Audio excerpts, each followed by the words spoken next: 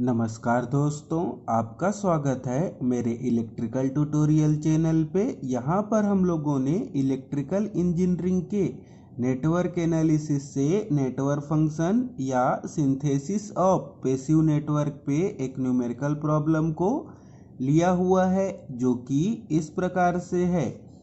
Find the first Foster form of following impedance function z of s is equal to s into s square plus 2 divided by s square plus 1 into s square plus 3।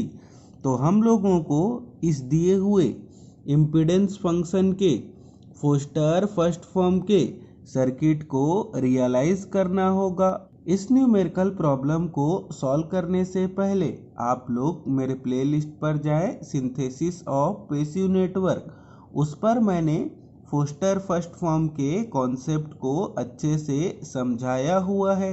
तो पहले आप लोग उस video को शुरू से लेकर अंत तक देखें। उसके बाद इस न्यूमेरिकल प्रॉब्लम को आप लोग सॉल्व करेंगे या समझेंगे तो यह न्यूमेरिकल प्रॉब्लम आप लोगों को बहुत ही आसानी से सॉल्व हो जाएगा। अब हम लोग यहाँ पर एलसी नेटवर्क सिंथेसिस के फोस्टर फर्स्ट फॉर्म के पार्शियल फ्रैक्शन के स्टैंडर्ड फॉर्म को देखेंगे, जिसके अकॉर्डिंग अगर कोई हम लोगों को पॉजिटिव रियल इम्पीडेंस या इम्पीडेंस फंक्शन दिया हो तो उसके पार्शियल फ्रैक्शन एक्सप्रेशन को लिखा जाता है, जो कि इस प्रकार से है। तो लिखेंगे z of s is equal to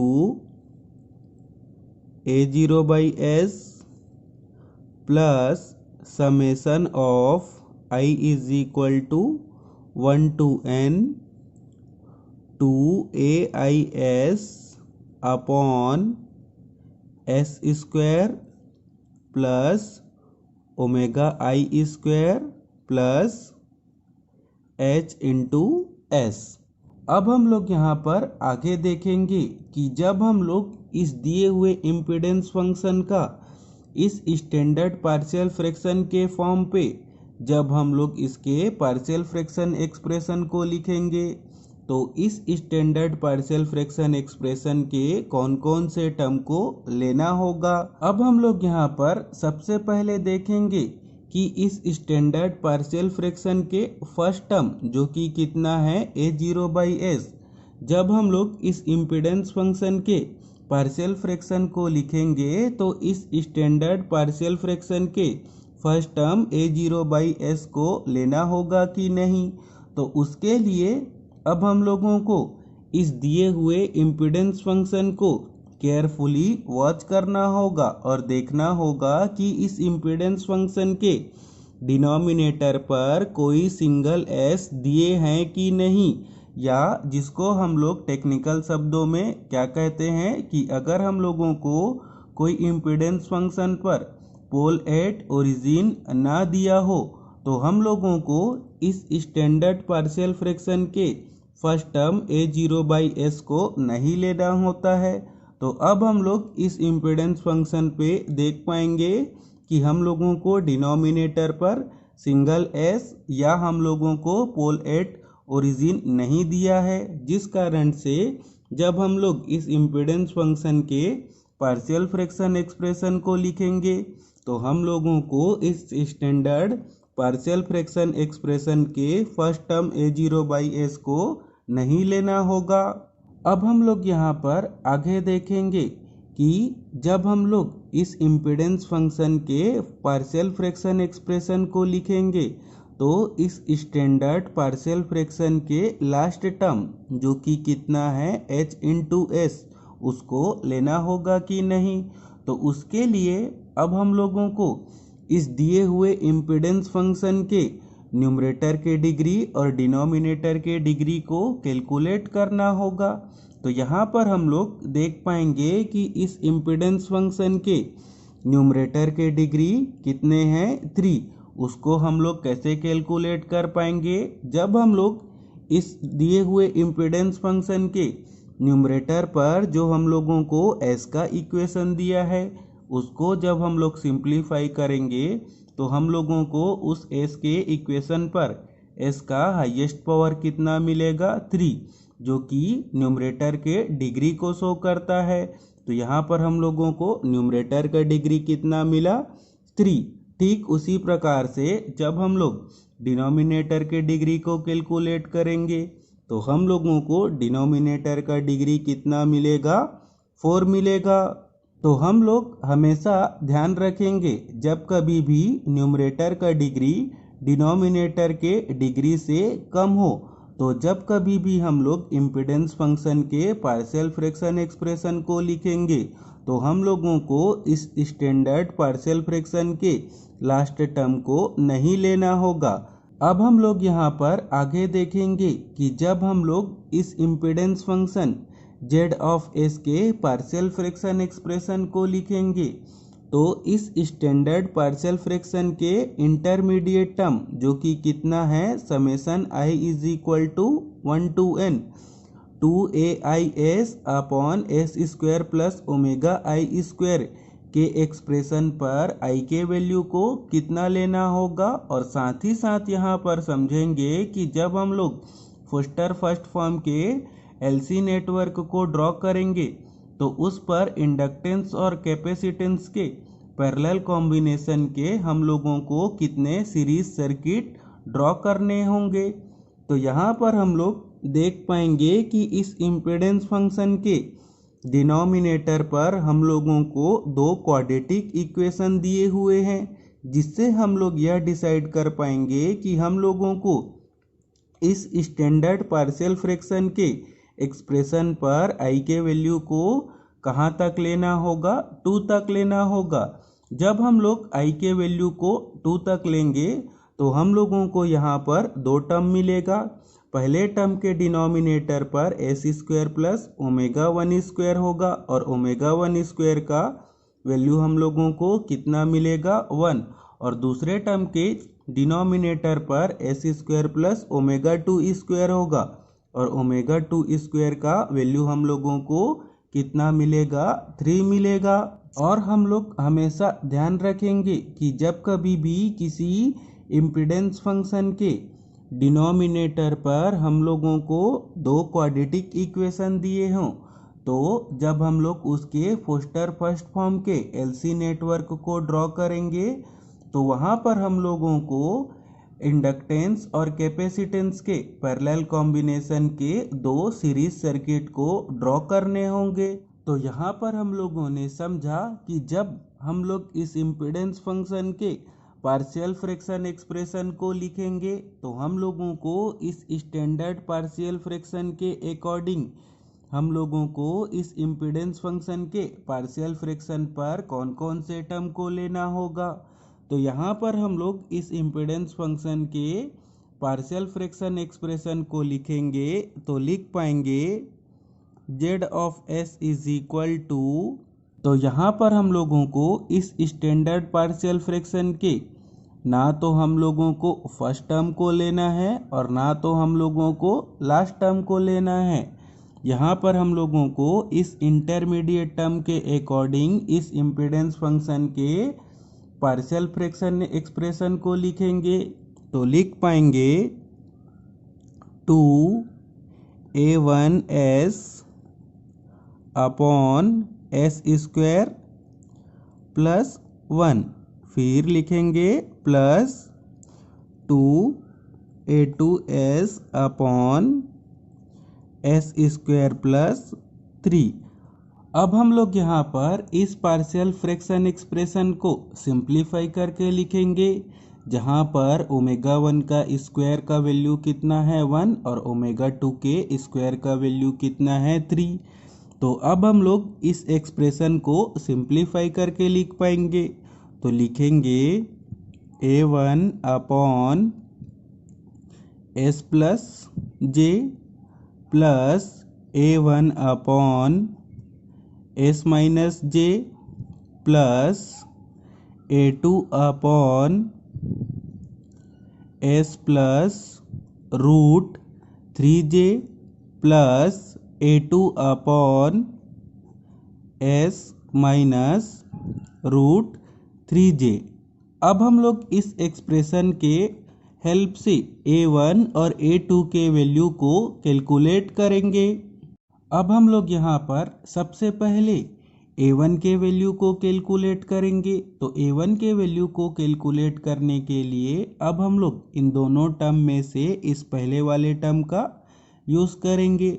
तो यहाँ पर हम लोग लिख पाएंगे A1 upon S plus J is equal to, हम लोगों को यहाँ पर दिए हुए इम्पीडेंस फंक्शन को लिखना होगा। तो लिख पाएंगे S into S square plus 2 और डिनोमिनेटर पर जो हम लोगों को एस स्क्वायर प्लस 1 टर्म दिया हुआ है उसको सिंप्लीफाई करके लिखेंगे। तो लिख पाएंगे S प्लस जे और S माइनस जे, और जो डिनोमिनेटर का दूसरा टर्म है एस स्क्वायर प्लस 3 उसको एज इट इज लिखना होगा। तो लिखेंगे एस स्क्वायर प्लस 3। अब हम लोग यहाँ पर सभी एस के जगह क्या पुट करेंगे, माइनस जे, जिसके वैल्यू को हम लोग कैसे कैलकुलेट किए हैं, S plus J is equal to put करेंगे 0। तो एस का वैल्यू हम लोगों को क्या मिलेगा, माइनस जे। और अब हम लोग यहाँ पर एस स्क्वायर के वैल्यू को कैलकुलेट करेंगे। तो कितना हो जाएगा, -1। तो यहाँ पर हम लोग देख पाएंगे कि दोनों के डिनोमिनेटर पर कितना है, एस प्लस जे, जो कि क्या हो जाएगा, कैंसल। अब हम लोग इस साइड पर एस स्क्वायर के जगह क्या पुट करेंगे, -1, और एस के जगह क्या पुट करेंगे, माइनस जे। तो लिखेंगे minus J -1 plus 2 divided by, जब इस s के जगह माइनस जे रखेंगे तो कितना हो जाएगा, -2j, और इस s स्क्वायर के जगह -1 प्लस 3। जब हम लोग इस टर्म को सॉल्व करेंगे तो हम लोगों को यहाँ पर a1 का वैल्यू कितना मिल पाएगा, तो लिखेंगे 1/4। तो जिस प्रकार से अब हम लोगों ने यहाँ पर a1 के वैल्यू को कैलकुलेट किया था, ठीक उसी प्रकार से अब हम लोग यहाँ पर a2 के वैल्यू को कैलकुलेट करेंगे। तो लिखेंगे a2 upon s plus √3j equal to, अब हम लोगों को यहाँ पर किसको लेना होगा, इम्पीडेंस फंक्शन को लेना होगा। तो लिखेंगे s into S square plus 2 और डिनोमिनेटर पर लिखेंगे एस स्क्वायर प्लस 1 और डिनोमिनेटर के एस स्क्वायर प्लस 3 को सिंप्लीफाई करके लिखेंगे। तो लिखेंगे s plus √3j into S minus √3j। अब हम लोग सभी s के जगह यहाँ पर क्या पुट करेंगे, -√3j, और एस स्क्वायर के जगह क्या पुट करेंगे, -3। तो यहाँ पर हम लोग देख पाएंगे कि दोनों टर्म के डिनोमिनेटर पर s प्लस √3j क्या हो जाएगा, कैंसल। अब हम लोग इस साइड पर सभी s के जगह क्या पुट करेंगे, -√3j, और एस स्क्वायर के जगह -3। तो लिखेंगे -√3j -3 प्लस 2 न्यूमरेटर पर, और डिनोमिनेटर पर लिखेंगे -3 प्लस 1 और -2 इंटू √3j। और जब हम लोग इस टर्म को सिंप्लीफाई करेंगे तो हम लोगों को यहाँ पर a2 का वैल्यू कितना मिल पाएगा, 1/4। अब हम लोग आगे a1 और a2 के हेल्प से फोस्टर फर्स्ट फॉर्म पर यूज होने वाले इंडक्टेंस और कैपेसिटेंस के वैल्यू को कैलकुलेट करेंगे। अब हम लोग यहाँ पर सबसे पहले फोस्टर फर्स्ट फॉर्म के लिए कैपेसिटेंस के वैल्यू को कैलकुलेट करेंगे। तो लिखेंगे C1 is equal to 1/2 2a1 और a1 का वैल्यू हम लोगों को कितना मिला हुआ है 1/4। तो पुट करेंगे 2 इंटू 1/4 और जब हम लोग इसको सॉल्व करेंगे तो हम लोगों को कैपेसिटर C1 का वैल्यू कितना मिलेगा। तो लिखेंगे कैपेसिटेंस C1 के वैल्यू को, जो कि कितना होगा 2 फैराड। अब हम लोग यहाँ पर फोस्टर फर्स्ट फॉर्म के यूज होने वाले दूसरे कैपेसिटेंस के वैल्यू को कैलकुलेट करेंगे। तो लिखेंगे C2 और C2 इज इक्वल टू लिखेंगे 1/2A2 और A2 का वैल्यू भी हम लोगों को कितना मिला हुआ है 1/4 और जब हम लोग इसको सॉल्व करेंगे तो कैपेसिटेंस C2 का वैल्यू कितना मिलेगा 2 फैराड मिलेगा। अब हम लोग यहाँ पर फोस्टर फर्स्ट फॉर्म के सिंथेसिस के लिए इंडक्टेंस L1 के वैल्यू को कैलकुलेट करेंगे। तो लिखेंगे L1 is equal to 2A1 upon omega 1 का स्क्वायर। अब हम लोग इस पे वैल्यू पुट करेंगे। तो A1 का वैल्यू हम लोगों ने कितना कैलकुलेट किया हुआ है 1/4। तो लिखेंगे 2 इंटू 1/4 और ओमेगा 1 का स्क्वायर हम लोगों ने पहले ही कैलकुलेट कर लिया है, जो कि कितना है 1। जब हम लोग इसको सिंप्लीफाई करेंगे तो इंडक्टेंस L1 का वैल्यू हम लोगों को कितना मिलेगा 1/2 हेनरी। अब हम लोग ठीक इसी प्रकार से इंडक्टेंस L2 के वैल्यू को कैलकुलेट करेंगे। तो उसके लिए फार्मूला लिख पाएंगे 2A2 अपॉन ओमेगा 2 का स्क्वायर और A2 का वैल्यू हम लोगों को यहाँ पर कितना मिला हुआ है 1/4 और ओमेगा 2 का स्क्वायर हम लोगों को पहले ही पता है, जो कि कितना है 3। तो अब हम लोग इस टर्म को सॉल्व करेंगे तो L2 का वैल्यू हम लोगों को यहाँ पर कितना मिलेगा 1/6 हेनरी।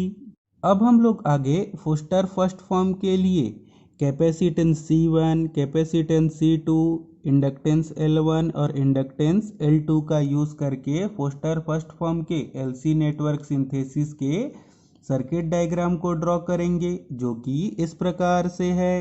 अब हम लोग यहाँ पर इस फोस्टर फर्स्ट फॉर्म के नेटवर्क पर पुट करेंगे यहाँ पर L1 के वैल्यू को और यहाँ पर C1 के वैल्यू को और यहाँ पर L2 के वैल्यू को और यहाँ पर C2 के वैल्यू को।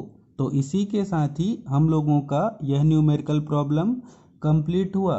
तो अगर आपको यह सब बताने का मेथड, समझाने का मेथड अच्छा लगा हो तो इस वीडियो को लाइक एंड शेयर करें और मेरे चैनल को सब्सक्राइब करें। Thank you, all the best.